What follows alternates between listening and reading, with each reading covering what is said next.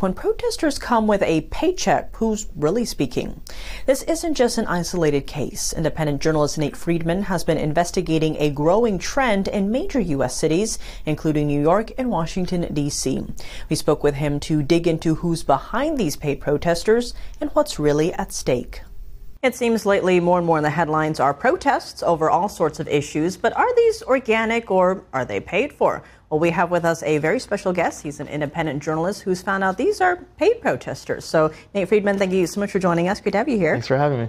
So talk to us about, how you found out a lot of these are paid protesters. Did you go in there knowing this, or did you find this out organically?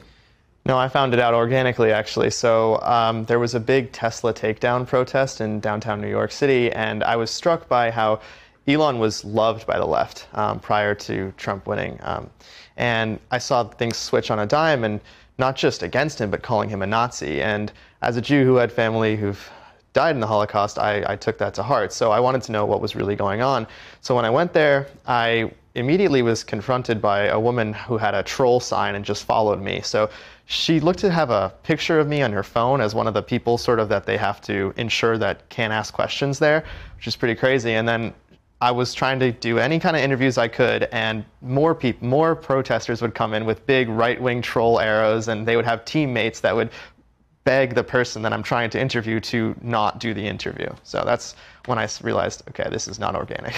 Wow. So you were just going up to people being like, hey, why are you here? And people were, first off, they had a photo of you. So they knew who you were. Yeah, they knew who I was. They were taking more photos to intimidate me, but she knew who I was right when I walked in. That is crazy. Well, often it's been said to follow the money. So in this case, I assume you followed the money. Where did the money lead? Sure. So for this particular protest, it was funded by Rise and Resist, which is funded by George Soros. And you can see that they take money through Act Blue. Act Blue is the Democrat fundraising platform. So People's Forum, which I'm sure we'll talk about later, but also has to do with Rise and Resist, because People's Forum is also funding Rise and Resist as well. So, yeah.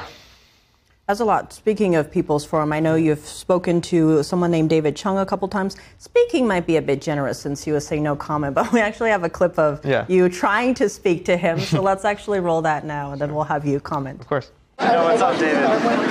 See you again, man. You want to talk at all about the last video? No, I'm good. What did you think of it? No comment. Did I get anything wrong? No comment. You got no comment? Bro, they're paying you $80K a year to protest? Is that wrong? Is that wrong? Tell me if it's wrong. No comment. Do you think that, what's that? You gonna stop him from interviewing me? What do you want to prevent him to say? Getting ready to march.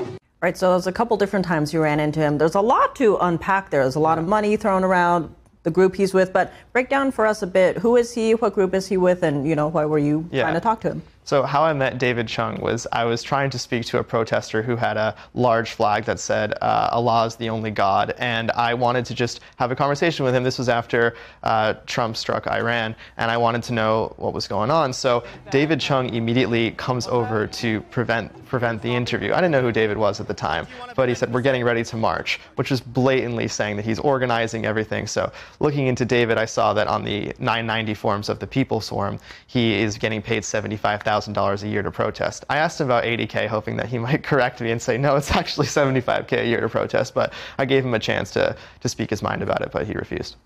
That is insane. So $75,000 to protest. Yeah. Crazy, right? So he's with something called the People's Forum. Where is that kind of money coming from? Who's funding People's Forum? Yeah, so Roy Neville Singham, who is a billionaire Marxist, which obviously, it's hard to believe, but yes, he sold his IT consulting firm to a private equity firm for $775 million, $785 million. And they had firms in China when he sold it to them, so there could be something there. Anyway, he's given over $20 million to the People's Forum through something called a donor advised fund, which is when you don't want people to know where the money's coming from, you put it through what was called the Goldman Sachs Philanthropy Fund. So it's not traced back to Roy Neville Singham. However, investigations absolutely revealed that it was. And then later on, People's Forum said, we'd like to thank our comrade, Roy Neville Singham, for supporting us. So, yeah. They even use that language, comrade. Yeah. Insane. So Roy Neville Singham, there's a lot of reports about him, quite controversial, right? Ties to China, as you mentioned. Marxist billionaire. So the ideology of supporting socialism or eventually communism but with a lot of money to actually produce change, if you will, in that direction. So what is his goal with funding all of this protest? Yeah, so you can see that at the People's Forum, they have a bookstore in downtown New York, and you can see that they've actually doing classes on Marxism and socialism, and they have a lot of young people that come in to learn about it, and they put a very positive spin on Marxism and socialism that historically has never worked.